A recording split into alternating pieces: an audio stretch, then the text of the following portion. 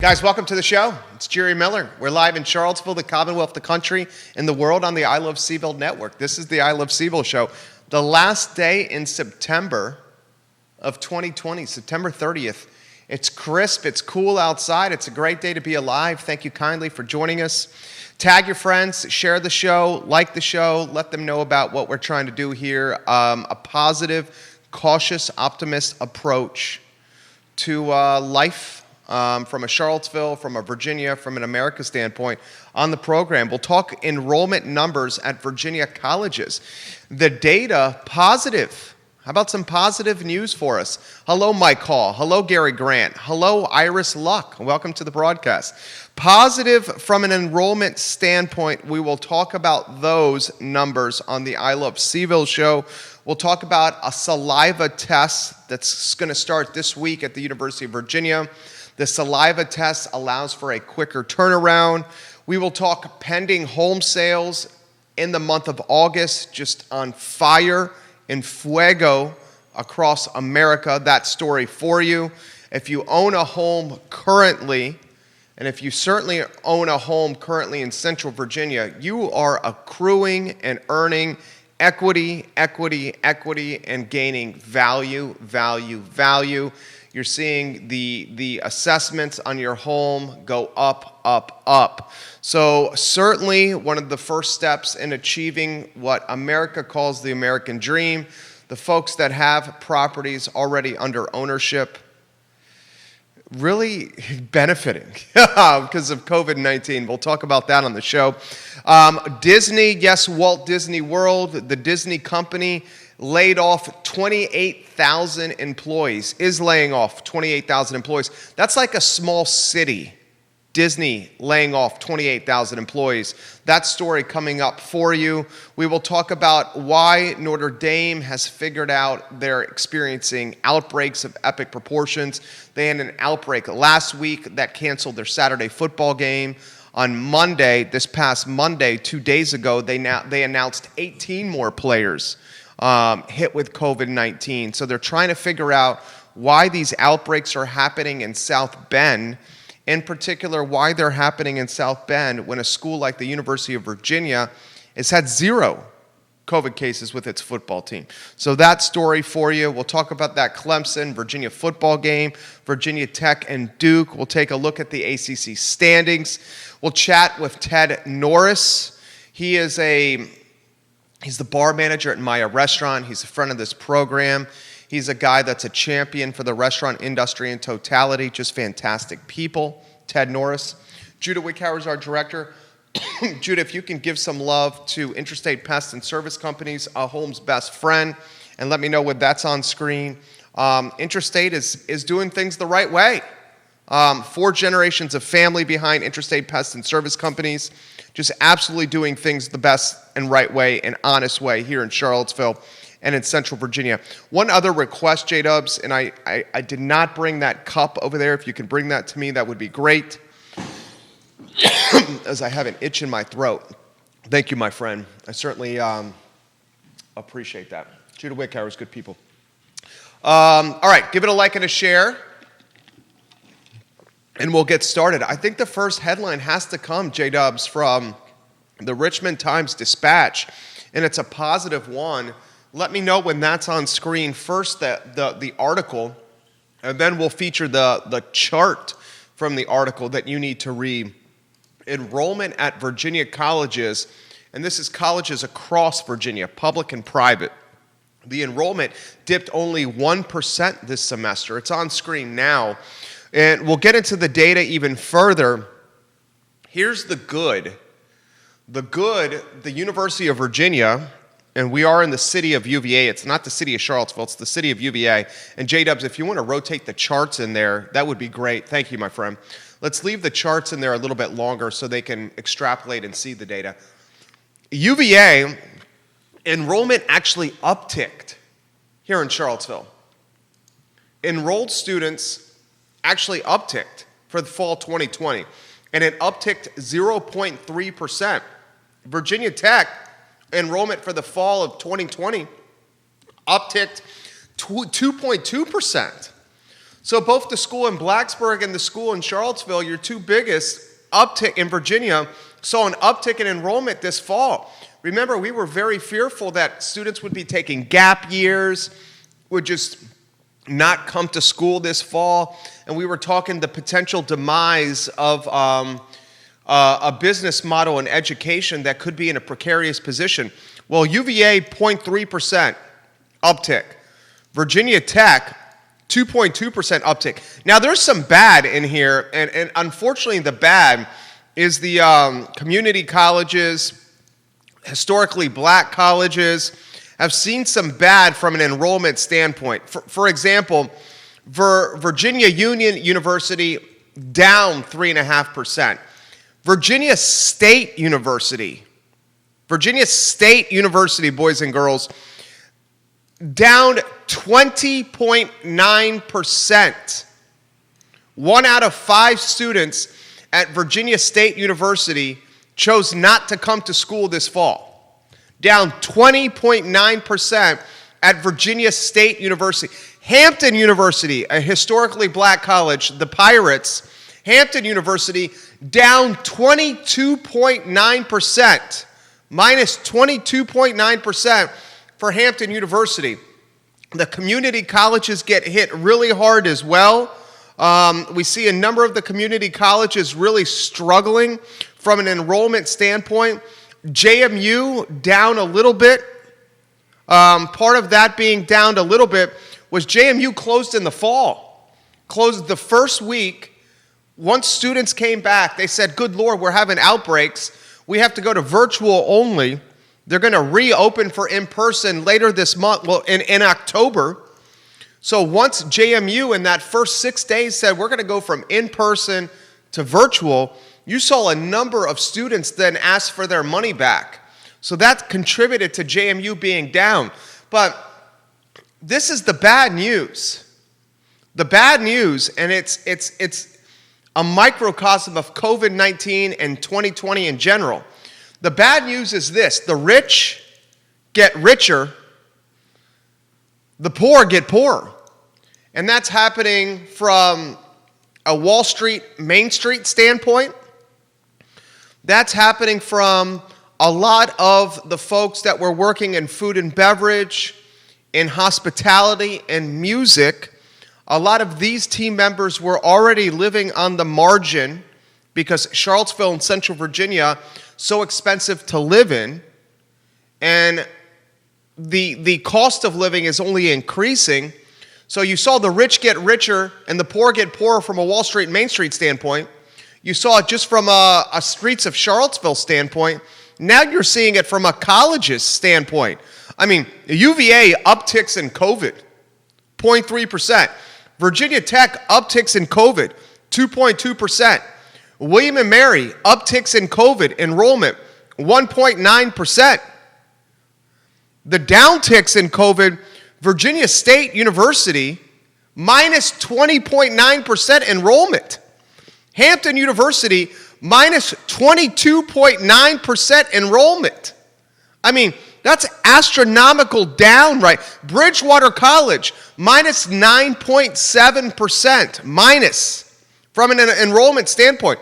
Liberty University, a private school, uptick 10.5%. Liberty is upticking despite its former president, the son of the founder, having a love triangle that would make Victor and Cricket and Young and the Restless blush. And still, enrollment at Liberty is up 10.5%. So much like we've seen COVID magnify and amplify and create momentum with the wealth gap, we're seeing the same from a college standpoint as well. More on that later on the show. We have some positive news out of the University of Virginia. And if we can get the headline on screen, a Saliva COVID test begins this week at UVA. So the good thing about this Saliva test, is the results are now getting turned around much more quickly. So it's going to roll out this week. The results are expected initially within 1 business day. They expect, as they iron out the wrinkles and get the system working the right way, they expect the system to deliver results within a couple of hours eventually, instead of having the results a day later. So even having the results a business day later, not bad. Getting the results back within a few hours, even better.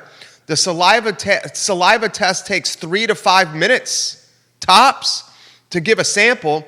Students will be randomly selected, and then they should proceed to a location that they've been notified via email. They're going to get an email, the students, random selection. The email will say, go to this spot on grounds at UVA, get this saliva test. Initially, we'll give you the results back in a day. As the semester matures, we'll give you the results back in a few hours. So this is going to contribute to colleges and universities being able to maintain this in-person model. It's time, boys and girls, for all of us to realize that colleges, much like life in general, is a keeping up with the Joneses type of scenario. And Tim Sands, who's the president at Virginia Tech, he straight up said, the Hokies are committed to in-person and in-person only. We have a clear focus at Virginia Tech in Blacksburg of doing in-person college. As soon as that happened, Jim Ryan doubled down on in-person. JMU went from virtual to in-person. And colleges are keeping up with the Joneses because the last thing they want to do is see what happened in Harrisonburg at James Madison University, where they started in person, had an outbreak, went to virtual for most of September, and had kids requesting and parents requesting their money back. And now enrollment at James Madison University for the fall of 2020, as we just let you know, is down. So no college wants to see that. JMU down 0.4% for the fall. I love the saliva test. I think it's important. I think until we get a vaccine, having rapid testing with rapid results is the next best thing to create consumer confidence. And consumer confidence is what we need to get this economy going in the right direction. You're seeing a lot of the KPIs, the key performance indicators, trending positively. You're seeing unemployment going down. I'm about to tell you about August home sales roaring, like just huge momentum behind August home sales, pending sales. I'm going to relay that to you. So you see unemployment going down. You see people's prize investment in their retirement portfolios, their personal residence gaining value, increasing in value. You're seeing consumer confidence starting to come back from a marketplace standpoint. You're seeing us manage this mask-wearing mentality a little bit more. Now, I don't know if you watched the debate last night. I certainly did. I watched it with my wife. We don't talk politics on this program, certainly not from a macro standpoint. The politics we talk on this show is Virginia and under. We save the macro and the White House and the presidency for other folks. But, just to dot the I's and cross the T's on what I witnessed from the debate, frankly, it's what I think we all knew going in.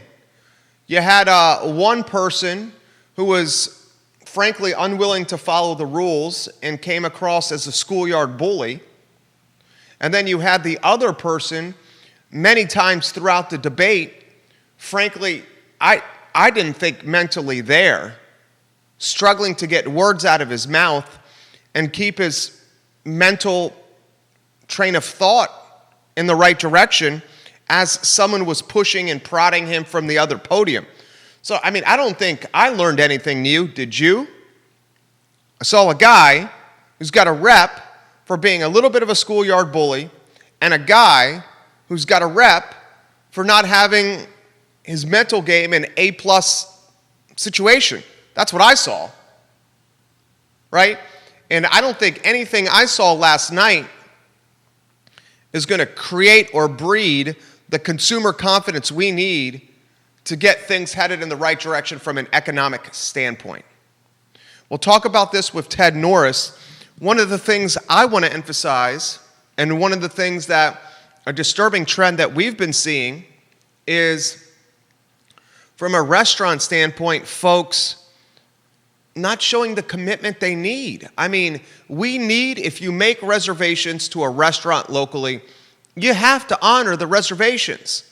The no call, no show, when you make reservations, and these restaurants, our favorite places to go, they have limited seating thanks to the governor and the ordinances we have in place. They have limited seating inside, limited seating outside. So if you pick up the phone call and you make a reservation, darn it, honor the reservation and show up and go.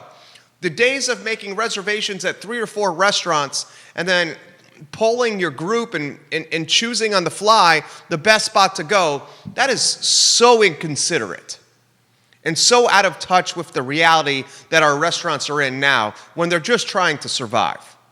Okay? I very much encourage anyone that's watching the show to put your politics aside when it comes to wearing your mask, and if you go into a restaurant, put the damn mask on. It's not up to the host or the bartender or the manager or the owner. I mean, they have enough on their plate. Don't make them have to crack knuckles and crack skulls and say, sir, ma'am, we need you to wear it. Just put it on, okay? Just put it on. Sit at the table. When you get at the table, take it off and enjoy the martini or the steak or the fritters. Put it on when you walk in. Honor your reservations. Realize that what is happening in the restaurant world, we have and we'll talk about this with Ted. We have a tale of 2 groups here. You have the Darden restaurant group, and the Darden restaurant group is a publicly traded company. They own a ton of Olive Gardens. Darden Restaurant Group is a publicly traded company, and I'm calling up their portfolio now. They own a ton of Olive Gardens. They have Eddie V's Prime Seafood, the Capitol Grill. They have Longhorn Steakhouses, Bahama Breezes, Cheddar Scratch. They had Red Lobster. They have big brands in the Darden portfolio. And you see Darden stock from a restaurant standpoint, and it's going in the right direction. It's going north. But that is not indicative of the restaurants we choose to patronize. The restaurants we choose to patronize do not have the cash burn rate. And burn rate is basically savings that you have in a bank account to help you get through the dark, gloomy days. And as they've said in Game of Thrones, winter is coming, and things are about to get real difficult because the outside seating is about to go away from so many spots we like.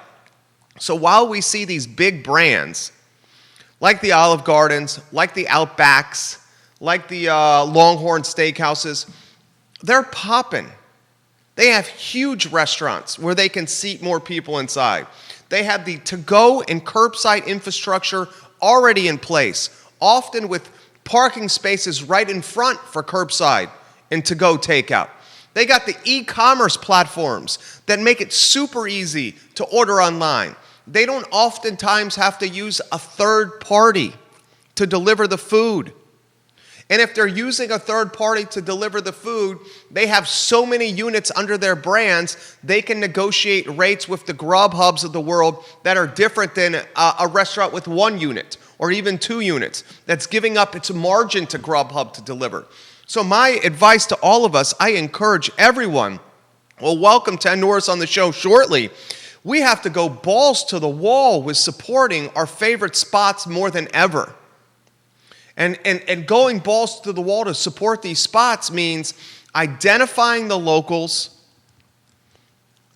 honoring the reservations we make, supporting them by wearing the mask when we go inside and not even arguing with somebody that might be even intimidated to argue with you about the mask. And if you don't feel comfortable going inside, that's fine, doing curbside and takeout. Because a lot of our favorites, the locals, the mom and pops, they don't have drive-thrus. There's not parking spaces in front of their restaurants to make curbside and takeout seamless. They don't have integrated e-commerce platforms where it's very easy through their own website to buy a steak or some fritters or some fries or a steakhouse burger or the steak frites. And they don't have the economies of scale to negotiate with the Grubhubs and the Uber Eats of the world and use power in numbers to get that margin down so they get more of the bill from a third-party standpoint. Right now, the third-party platforms are bending over the restaurants, bending them over a barrel, for lack of a better phrase. That's what the third-party platforms are doing. We'll talk about that with Ted Norris on the show. Johnny, welcome to the broadcast. Thank you kindly for joining us. James Watson, hello. I'm seeing 5 states now watching the show. We're all over Charlottesville, Central Virginia, Northern Virginia, and Richmond. Lynn Omohundro, welcome to the broadcast. Thank you for joining us. Florence Vaya, hello. Welcome to the broadcast. Give the show a like and a share. Give it a like and a share on any of the platforms you're getting at. Quickly, before we get to Ted Norris, Ted, I'll go to you in a matter of moments.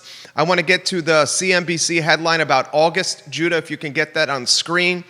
August, pending home sales roared to a record high in August across America. Pending home sales rose 8.8% in August, reaching a record high pace according to the National Association of Realtors. Sales were 24.2% higher. 24.2% higher in August of 2020 compared to August of 2019. You have interest rates, mortgage rates below 3%. You have no inventory on the market. If you own a home right now, you're sitting on a bag of money. There's no inventory on the market. Properties that are getting listed are upticking and being sold like that, going under contract immediately. If you do not own a home right now, I very much encourage you to try to get in this game. Very much encourage you to try to get in this game. The next headline before Ted Norris, a macro headline, one more. Disney is laying off 28,000 employees. Good night. Its theme park business got annihilated because of COVID, obviously. It has parks in Florida, Paris, Shanghai, Japan, Hong Kong, California. I mean, 28,000 people to lay off. That is a small city that Disney has laid off. I'm reaching out to Ted Norris now, Judah Wickower. We're going to welcome a guy on the show that is a sharp-dressed guy, handsome dude, a champion of this industry. I love this guy. We have him on the line. I'm getting the heads up from the team that you're good here, Ted. Show's yours. How are you, my friend? Good, man, Jerry. Thanks for having me. I appreciate it. Good looking out. You said a lot of what I was going to say before I even got on the air. I appreciate it. Absolutely, our pleasure. All right, I want to get out of your way. You are, in a lot of ways, the face of one of the best restaurants out there, Maya Restaurant. You and Peter and Christian Kelly do a hell of a job. We're not going to so much talk Maya here. We're just talking the restaurants in general. The state of the union for locally owned restaurants, Ted Norris. Well, it's hard to speak for everybody, but, you know, I am sort of connected collectively with a lot of restaurants in town and kind of watching what's going on. And we all have our own struggles and we all have our own, you know, things that we're dealing with the different abilities that we have. And, you know, we're obviously some of us haven't made it. There's a couple of that have gone down. But the ones that are still here we're doing it. And it's a struggle for certain. You know,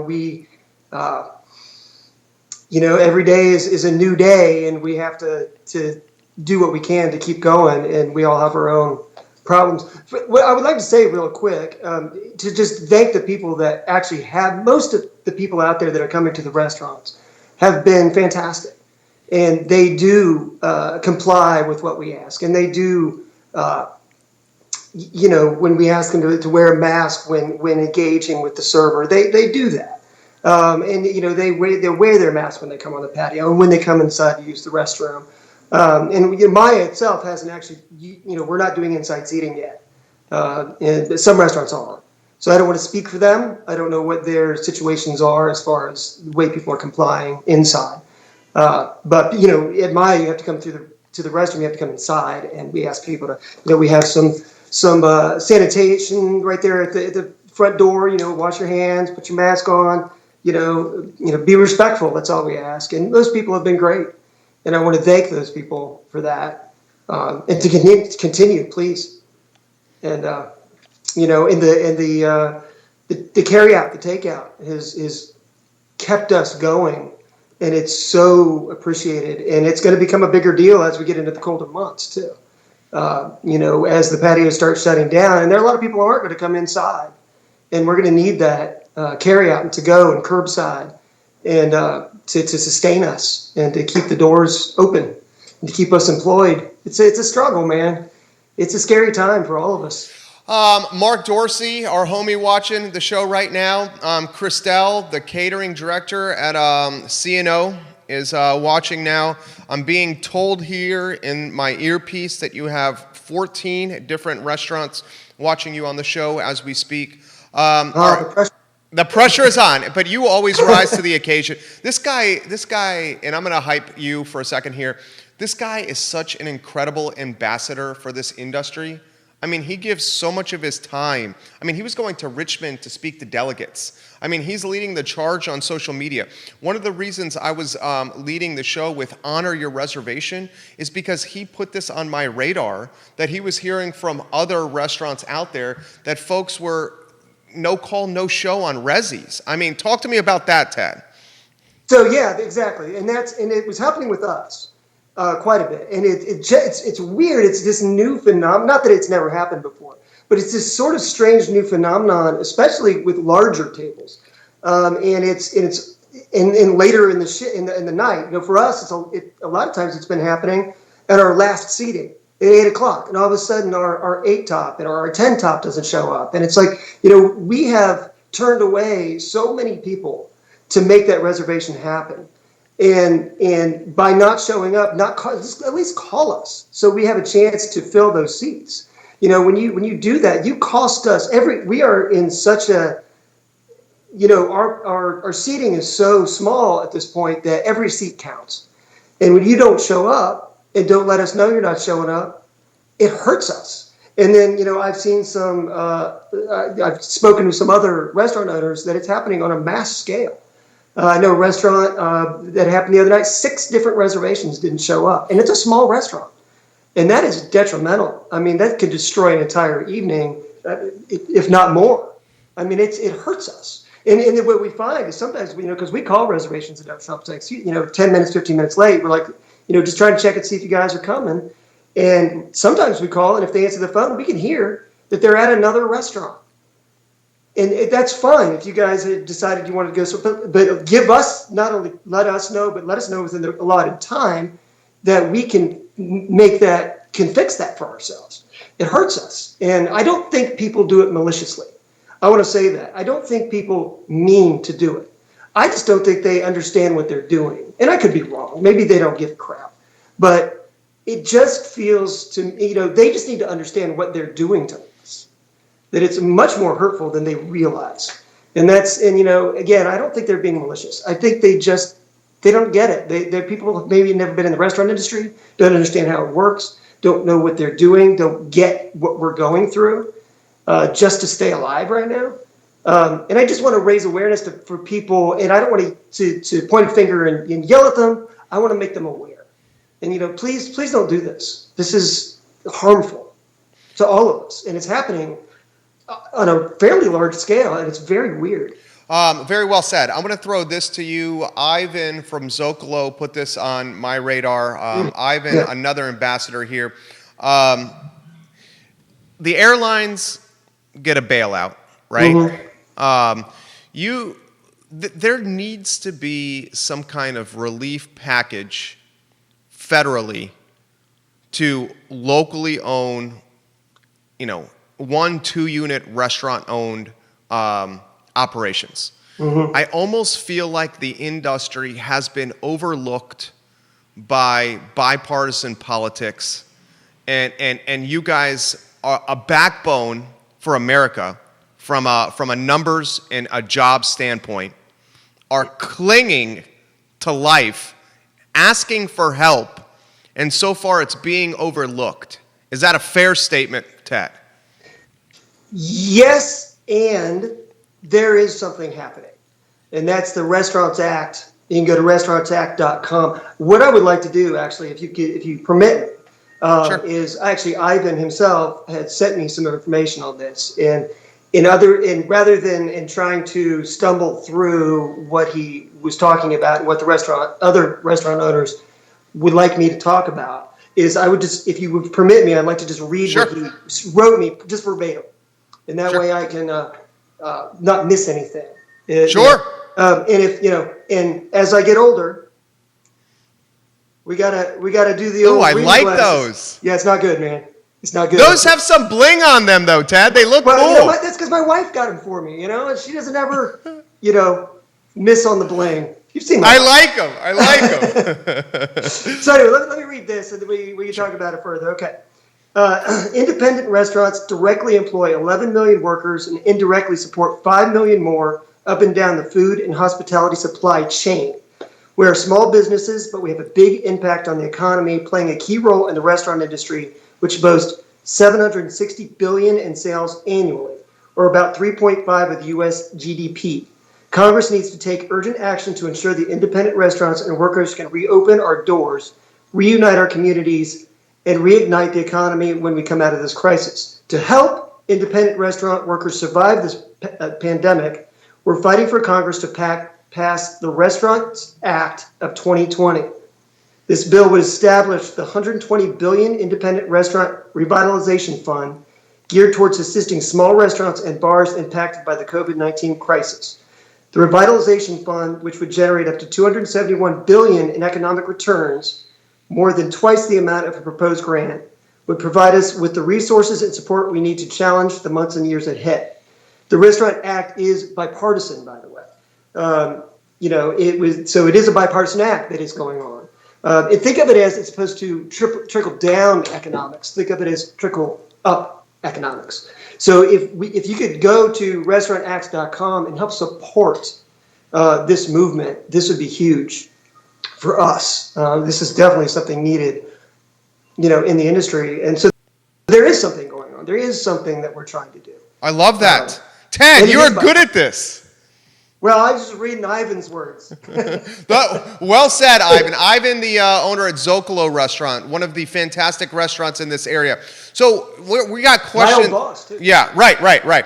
That's where I first met you, was at Zocalo.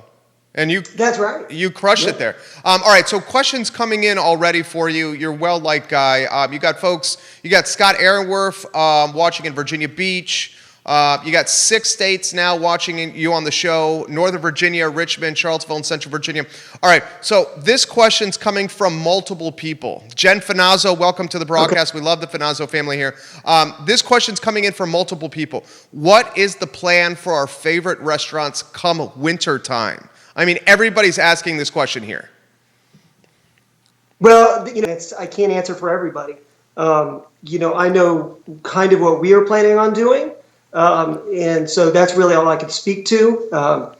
Maya has a pretty large inside space. We have more than one room.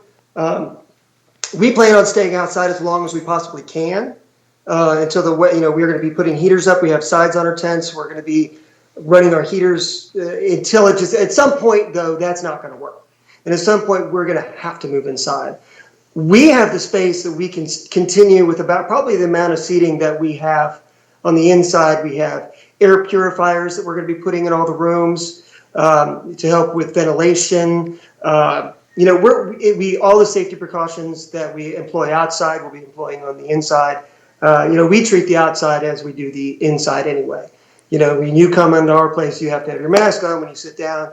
You can take it off, but you need to have your mask on when you engage with us. When you get up and you move around, you need to have your mask on. We'll be employing all that onto the inside. But it's scary. I mean, because we don't know how well it's going to work. We don't know how bad it's going to get come the winter. And I'm speaking for Maya. I worry about my friends who have the smaller restaurants that don't have the large capacity seating on the inside. A perfect example. A perfect example of this, and I apologize for interrupting you. A perfect example of this is I love Public. You know, I love Daniel Kaufman. One of the people I'm exactly thinking of. Or Brian Hellberg at Petit Pois. Yeah, exactly. I don't know. I mean, I don't know what their plans are, and again, I don't want to speak for them. I am worried about them. As much as I'm worried about us, we have the capacity to at least try to deal with a situation where I don't know what they do. And I guess you'd have to ask him what his plans are. I just don't have an answer. I worry about smaller restaurants. And that's why people are wondering here, because we're also worried, because we love going to these places. And I think we're all worried what is going to happen when it's like 15, 20 degrees outside. You know, I think we're all worried about this. So here's an interesting comment that's come in. One thing I would like to say, Jerry, real quick. Sure. Definitely continue the carry-out food, continue the to-go food, continue the curbside. Because honestly, when we were all shut down, that kept us alive. Yeah. So, let me say that. Let me encourage you to go to Public. I can't even say it. To Petit Pois. Petit Pois, yeah. Sorry. And get to go and carry out and curbside from them and continue to help them stay alive, because that would be a huge. So let me encourage that. We got amen. Gosh, you're popular here. More comments coming in for Ted. Please. We will get to these comments. So Neil Williamson is from the Free Enterprise Forum, and he's got a message to all restaurants that are in Albemarle County that are watching the show. Neil Williamson says Friday is the deadline. This Friday is the deadline for the Safe Spaces and Places grant from the Albemarle Economic Development Office. Grants can be used for tents, outdoor heating, outdoor seating, outdoor lighting. The program is designed to help businesses that have or need to expand due to COVID-19. Neil, that is really good stuff. So Albemarle County restaurants, you have a grant, free money here. Money you do not have to be paid back. I believe that's right, Neil. James Watson, friend of both of ours, watching the show, and he says, where's the best place to watch the UVA versus Clemson game this Saturday night? Anyone have outdoor fire pits and a movie screen? Curtis Shaver, owner of Peloton Station, immediately responded to James and said, come to Peloton Station. We have a great patio with a fire pit. And now James is trying to lock down 3 or 4 seats, and he says he's going to honor the reservation. So nice. This is good. This is good. All right. So, Ted, here's a question for you that's coming in right here. This question: how have you changed your bar menu or your bar offerings for outside seating, or have you not, Ted? Good question. Yeah. Well, so, at first I pared it down quite a bit because, we now use the QR codes and our menu is on our phone. So, on your phone. So I made everything a little bit smaller so you didn't have to scroll at the beginning. And that worked pretty well. But as we've been there longer and as we get, have seen this work so well for us, I've been adding things back on. All the cocktails have come back on. I've just put on, actually this past week, I think we put back 5 or 6 of my cocktails that I'd taken off. Expanded the beer menu a little bit. I mean, it's kind of getting close to where it was. It's weird because, I've been bartending for almost 25 years, and this is the first time in my 25 years that I don't have a bar. It's like I'm still making drinks, but I'm basically a glorified service bartender at this point. But I'm also now, for the first time in all my years of bartending, I'm hosting, I'm running food, I'm bussing tables, I'm serving tables sometimes. It's weird, and I'm sure everybody that works with me is loving it because they've been trying to get me out from behind my safe space for a while. So they're enjoying watching me run around out there now. But, because I get a little taste of what they go through. And, I didn't even know Maya's table numbers until I believe that. But to your credit, people come to Maya, to your bar, to sit and talk to you. So and I miss them. Yeah, people come to see you. I miss them. I still have several regular people who are my friends and customers, and my customers are my friends. I have a more than a customer relationship with a lot of the people who come to my bar. I very tight relationship with a lot of them, and I care about a lot of them, and some of them still come all the time and sit outside, and I go out and I wait on their table, and I still get to spend some time with them. But there's a lot of people, obviously, that because of the situation, they're not coming, and I understand that, and I miss them. I miss them a lot. And every once in a while I run into one of them, and it's like, oh my God, I wish we could hug. It's just, it's rough. I miss that a lot. I miss it as well. More questions coming in for Ted Norris. Neil Sam, welcome to the broadcast. You have now 19 restaurant owners, I'm being told, watching the show and your appearance. This question's coming in from Arlington. Jerry, I love your show. As you know, I'm a UVA graduate, so I try to keep up with Charlottesville through the I Love CVille Network. I remember running into Ted Norris multiple times at Zocalo Restaurant.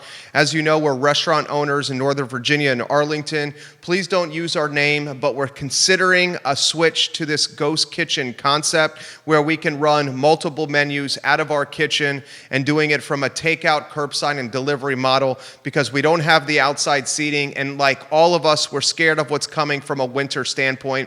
Can you ask your guest about ghost kitchens and running multiple menus and multiple models out of one kitchen?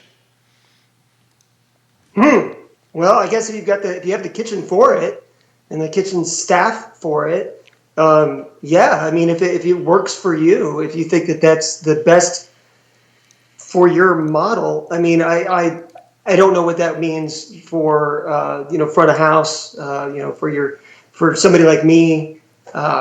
Is that a temporary solution? Is that a permanent solution? I mean, maybe that is a model for some people to use going forward as another option in the future, even when this craziness is over, possibly. I certainly. Coming from the standpoint of a bartender, I want people in the restaurant. I want a day come back where where people are coming into my bar. I want the people coming into the restaurant. I don't want to take that away, but I certainly think that could work for some. They just added this comment. They added this comment, and to add more to it, we have no outside seating, and we have 12 tables inside. Yeah, and that's probably the best thing for them to do, I would think. Yeah. I mean, everybody has to do what they've got to do, to survive this. And I'm sure a lot of restaurants are going to change the way they operate completely. And some of that's going to work, and some of it isn't. But I wish everybody the best in what they're going forward with and what they're trying to do. I agree. Amen. All right, what are we missing? You are a champion. You kill these interviews. You have a great way with words. You're a super likable dude. What are we missing? What have we not highlighted that should be out there? Well, you said it. I think it's already been highlighted because you said it. Not to take it personally when we ask you to put your masks on the patio. We're just trying to survive and make it through this. It's not a personal thing.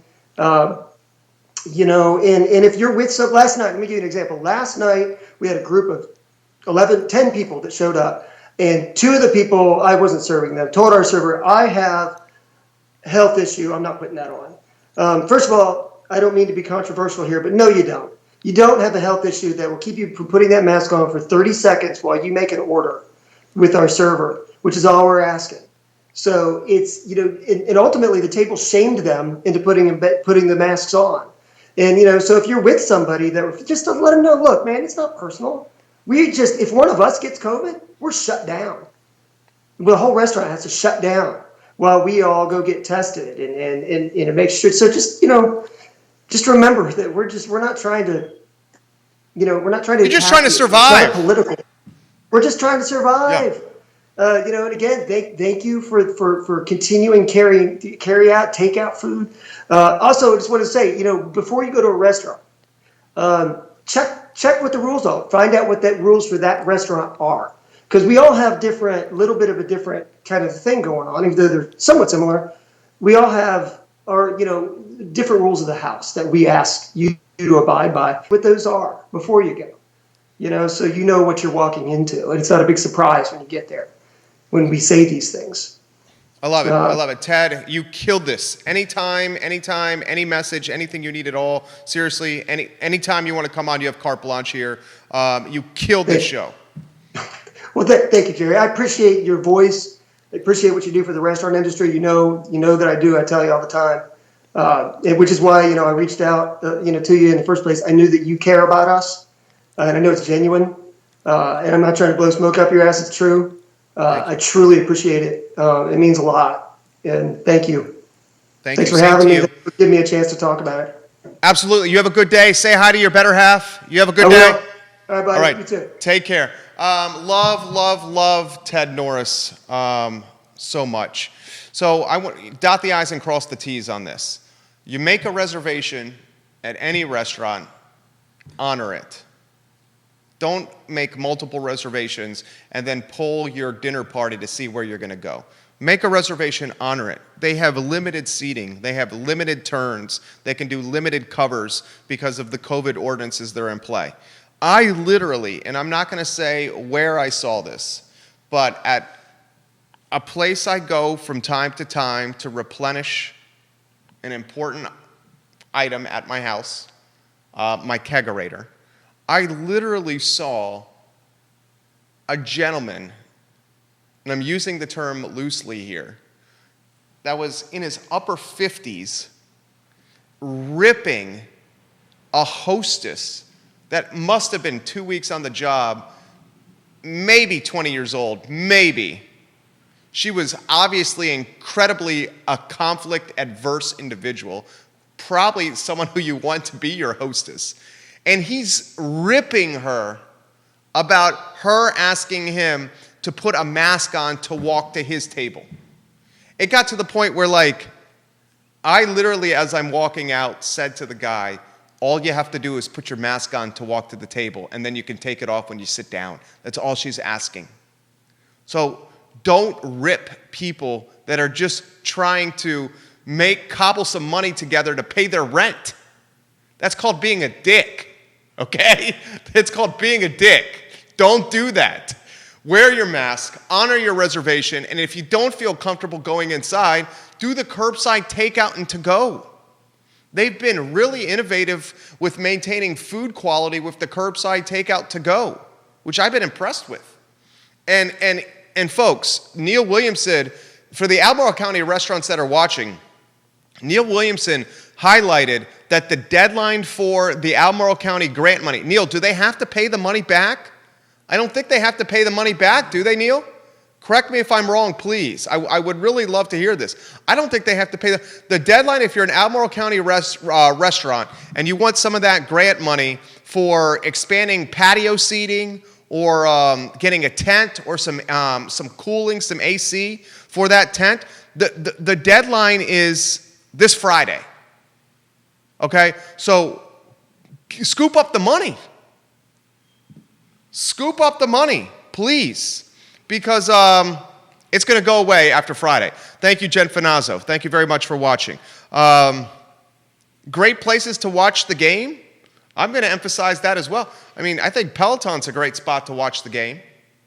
Friends with Curtis over there. I mean, I love the patio. They got a big one. They got a good inside spot. I mean, you think about a spot like, and I got to give some props to my friend Peter Castiglione, to Christian Kelly. I mean, they have a good setup at Maya. They own that building. They have multiple dining areas. They also have an outside patio, and they have some seasoned personnel running the restaurant that's run multiple restaurants. So in some ways, they're set up good to survive this COVID-19 thing. Get out and support the places, because after winter, we all have to be nervous if they're still going to be there. Free money from Neil Williamson. Thank you, Neil. Love when you chime in, Neil. You make us smarter on this program. The deadline is Friday. Free Enterprise Forum President Neil Williamson, a man who follows this very closely. You have free money from the County of Albemarle until Friday, Albemarle County restaurants. You can utilize this money for tenting and to get HVAC or cooling in your tenting, okay, to get through the winter months. Thank you very much. Vanessa Parkhill has a comment. I'm going to get to Vanessa Parkhill's comment. Ray Cadell just shared the show. Vanessa Parkhill says, on Friday, we were pleasantly surprised to be presented with a Restaurant Week menu at Burton's in addition to their regular menu. No idea Restaurant Week was going on. Burton's food and drinks never disappoint. That's from Vanessa Parkhill, whose family went to Stonefield and Burton's over the weekend. Barbara Lundgren says, do unto others as you would have them do unto you. Well said, the golden rule. Amen, Barbara Lundgren, especially with the restaurant industry. Serial entrepreneur Andre Xavier is watching the show. He and John Craig of CVille Hop on Tours launched in the summer the brand CVille Delivery. And CVille Delivery did not get much traction. Why it did not get much traction was, frankly, Uber Eats and Grubhub and DoorDash and Postmates, these brands, these global national brands, they have hundreds of millions of dollars in marketing behind them to gain market share. CVille Eats, Andre Xavier and John Craig's endeavor over the summer, they had the sweat equity that Andre Xavier and John Craig were willing to put into it. So Andre says, I'm really sad that our local community did not embrace the CVille Delivery concept. There was no cost to the restaurants. Oh, well, we tried. That's another thing to emphasize here. Order from the restaurants by calling them directly. Skip and bypass the third-party delivery services. Grubhub, Uber Eats, DoorDash, Postmates, they, lack of better phrase, have the restaurants by the balls. Lack of better phrase. They are taking the profit margin away from the restaurants, these third-party delivery platforms. And not only are they taking the profit margin away from the restaurants, they are stacking orders to try to optimize efficiency. So one DoorDash, Postmates, Uber Eats, Grubhub delivery driver may say, I'm going to go to pick up food here, here, and here, and then start delivering the food from the first, second, and third spots after I've gone to the third spot to get the food. Stacking orders. Well, what does that do for the food of the first pickup? It makes it cold. Okay? All they care about is stacking orders so they can be efficient as drivers, so they can deliver more food to make more money. Skip the third-party apps. Pick up the phone, call the restaurant directly, and if you have the time, do curbside where you can help the restaurant get the best profit margin possible. The Grubhubs, the third-party apps, they don't care about you. They don't even care about the restaurant. Did you know a lot of these third-party apps, the Grubhubs, the DoorDashes, the Postmates, and the Uber Eats, did you know they're putting menus for these restaurants on their delivery sites without even contacting the restaurants themselves? And then before they know it, a restaurant has got a notification that an order's come through Grubhub or one of the third-party apps, and then the restaurant's like, what the heck? We weren't part of this. Oh, you didn't get our approval to get on this third-party app and put our menu on there? That is happening more than you know. Call them directly. Skip the third-party app. Honor your reservations. Wear a mask as you walk through the restaurant and get to your table. Think the golden rule. If your food is taking a little too long, probably because they're operating at a skeleton staff to keep their overhead down so they can stay alive. Oh. So frustrating because I love these spots. I love these spots, like so much. And these spots are what makes Charlottesville cool.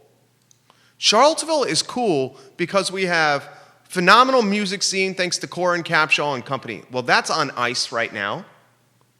Charlottesville's cool because we have an incredible restaurant scene. Depending on who you ask, top 10, top 15 nationally, restaurants per capita. That's what makes Charlottesville cool. Well, that's on ice right now.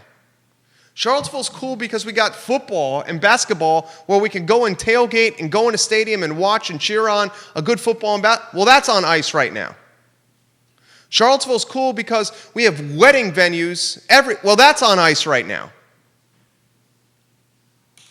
If we want to keep this je ne sais quoi and this panache and this best place to live in America mindset and moniker, and that best place to live mindset and moniker is good for our economy, and it's good for our home values, and it's good to create a strong community. If we want to keep that, we better start fighting for it.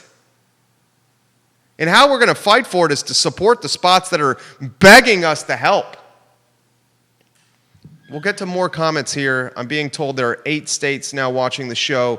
Northern Virginia, Richmond, Virginia Beach, Hampton Roads watching the broadcast as well. We appreciate you on the I Love CVille show. Tag a friend. Let them know what we're trying to do here. Share the show. Give it a like. Give it a share if you appreciate what we're trying to do. All right, a couple of items out of the notebook before we get to your comments. We'll go through these quickly. There's been massive outbreaks at Notre Dame within its football team. So much so that they had to postpone this past Saturday's game. And then on Monday, Notre Dame announces 18 new COVID cases. And finally, Notre Dame has figured out why these outbreaks have happened.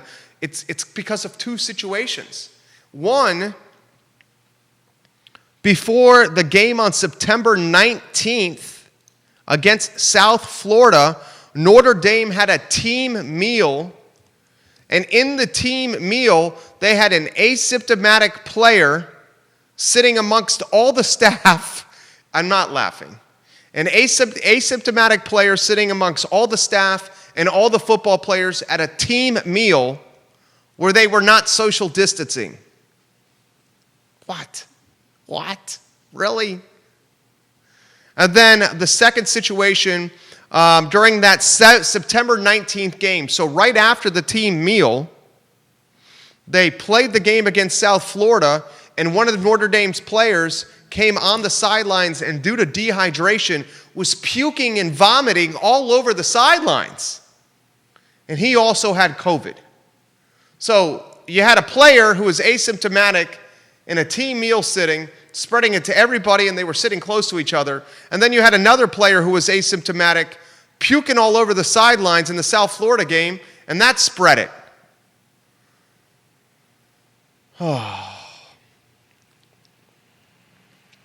Give props to Bronco Mendenhall.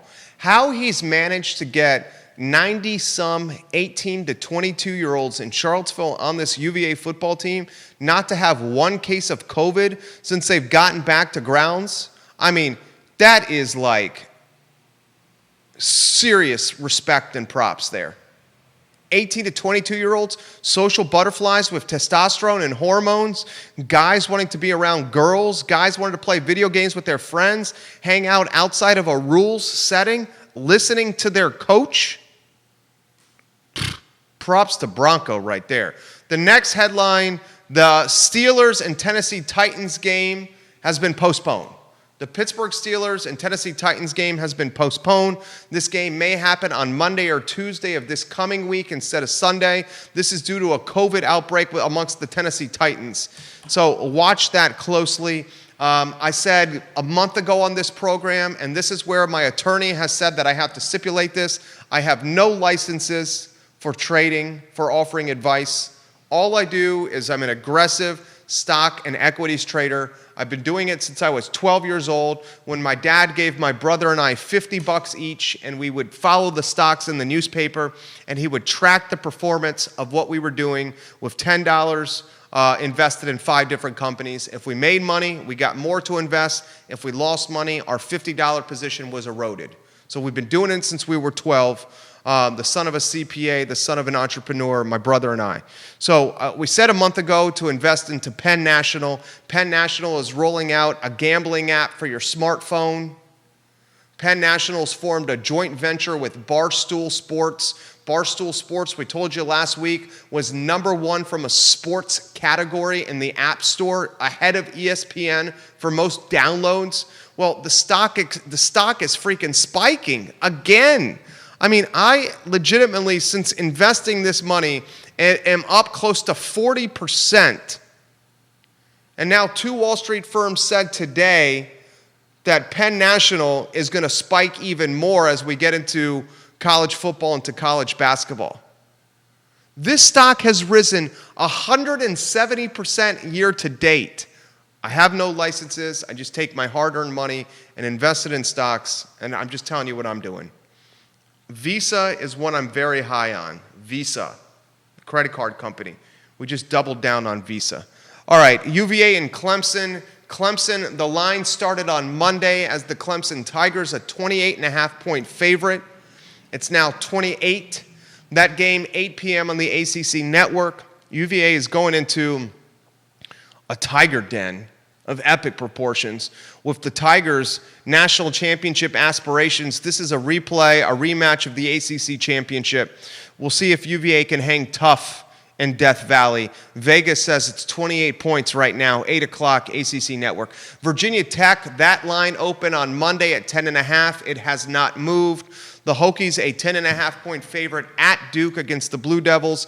Duke looked crappy. I don't know if you thought that. I thought they looked horrible. Virginia Tech, the over-under on that is 54 points. The over-under at the Clemson game, moving slightly from Monday. UVA and Clemson, the over-under on that is 55 points. Put the standings on screen if you can, Judah Wickhauer, and then we'll get to your comments. Put your comments in the comment section. I will relay them on screen. You look at the standings, and you got 2 teams that are, I think, clear-cut better than the rest, in the Miami Hurricanes and the Clemson Tigers. 2 teams in the top 10. Notre Dame, if it can get on the football field, we'll see what it's about. But you have some top 25 parity in the ACC. Miami 8, Pittsburgh Panthers 24, Clemson 1, Notre Dame 5, the Tar Heels of North Carolina 12, Virginia Tech, UVA knocking on the door. And then Boston College undefeated, although Boston College hasn't shown me much.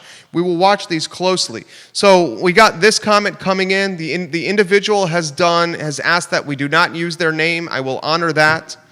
Don't use my name, Jerry, but the Board of Supervisors in Albemarle County should not further restrict the county beyond what the governor has already restricted Virginia. It hurts businesses. I agree with that. I agree with that. The county of Albemarle says this hybrid phase we're in, it's going to go into effect into November. And I've been told that the hybrid phase the city of Charlottesville has is going to go into effect into March. Do we think, or do we realize, do we believe that city council, or do we think that Albemarle County's Board of Supervisors can see the forest through the trees? If we impact the performance of businesses by demanding ordinances that are more strict than even what the governor is asking, and Albemarle County's COVID ordinances are more strict than what the Virginia governor is asking. The city of Charlottesville's COVID ordinances are more strict than what the governor is asking. Do they realize that limiting businesses is going to hurt the city budget and the county budget? Do you think they realize that a budget deficit will impact teachers in schools? Do you think that they realize that a budget deficit could influence parents to pull their children out of public school systems and have them learn instead in a homeschool, a neighborhood pod, or a private school setting? And if students are pulled out of public schools, do they realize that schools public get $3,000 plus per student for every kid enrolled? So having massive students pull out of public schools could create financial instability? Do they realize that us as constituents, us as voters, us as homeowners in the city of Charlottesville, and us as homeowners and business owners in Albemarle County, and as voters and constituents in the city of Charlottesville and Albemarle County, do they realize that we're tired of having our taxes raised? Do they realize they've gone to the well one too many times from a real estate tax increase, an assessment increase, from a food and beverage increase for restaurants locally? Do they realize that the voters and the people that have put them in office have said enough is enough? And do they realize by limiting the backbone of the budget, small and medium-sized businesses, by limiting them what they can do with their business, do they realize that they're hurting a budget that in turn is going to hurt the people that put them in office? Because I'm starting to get to the point where, like, the 6 we have in Albemarle County and the 5 we have on the city of Charlottesville, I'm starting to get to the point where I'm like, we have 6 plus 5 is 11. We have 11 people that I don't even think can balance a damn checkbook, let alone a P&L, a balance sheet, lead a small and medium-sized business, and help them survive a pandemic that no one has any experience or plan for. Now, I'm all for squashing COVID. I'm all for getting on the other side of this, but boys and girls, we for the most, 99% of us are adults. And we can wear masks when going into a restaurant. We can choose to stay home if we're not feeling well. And if we don't have consumer confidence, we can do takeout and delivery. We don't need to be told by 6 people in the county, all white, old. We don't need to be told by 5 people in the city, none of them small or medium-sized business owners. We don't need to be told how we're going to run our businesses. And here's what's going to happen. That budget deficit, those students leaving the public school systems, the teachers that aren't getting the raises or the money they deserve, the police, the EMTs, the firefighters, the roads that are going to suffer and struggle because of that deficit, those 6 people in the county and those 5 people in the city, they're just going to say, guys, we need more money from you from a real estate standpoint. We're just going to raise your business taxes. And we're just going to be like, you guys are, I'm not going to say anything derogatory. You guys can't see the forest through the trees. Just frustrating. Need somebody on the Board of Supervisors and on City Council that actually has small and medium-sized business experience. The 2 most impactful and influential people in Central Virginia from a politics and policy standpoint are an activist who's the mayor and an old lady who wants to build a fence around Albemarle County and only let 4 people into Albemarle County when 4 people leave Albemarle County. I mean, I'll just cut straight to the chase. I mean, that's pretty much what it is anyway. Oh, so frustrating. Comments, put them in the comments section. We'll get to them now. Give the show a like and a share. Give it a like and a share. I'm just a small and medium-sized business proponent and a libertarian at heart. That's all I am. Give Scott Wagner some love, Judah. Scott Wagner, Chiropractic and Sports Medicine. Scott Wagner, Integrated Medicine. Doing big-time things through chiropractic care, sports medicine, physical therapy. Dr. Wagner changing people's lives. Who's got your back? Scott Wagner's got your back. Barbara Lundgren says, and get the kids back in school. Virtual is not working. And that's coming from Barbara Lundgren, who is leading homeschooling pods for her grandchildren on behalf of her children so her children can go back to work. Get the kids back in school. Barbara Lundgren's saying, we're going to have a generation of students that have been left behind because of virtual learning. And the really frustrating aspect, if you follow this and are passionate about it, the private school kids are learning in person for the most part. The public school kids are getting buffering, learning via Zoom, it's going to cause a generational impact. I hope we all realize that. More comments, and then we're going to get out of here. We got What's Barking Local at 3 o'clock, a spotlight on the animal community. Make sure you turn into that show at 3. Jerry, this is from Roanoke. Laura's watching in Roanoke. I love this show. Thank you for bringing news to us that is not just about the police blotter and who is getting arrested.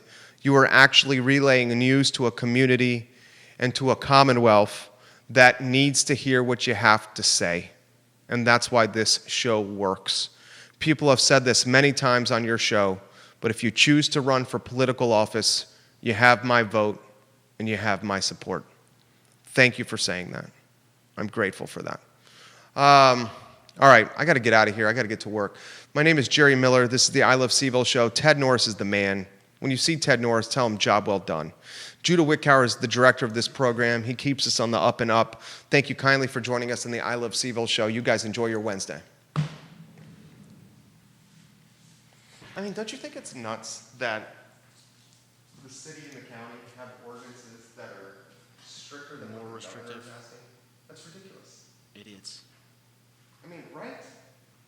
I mean, it's like how could they survive?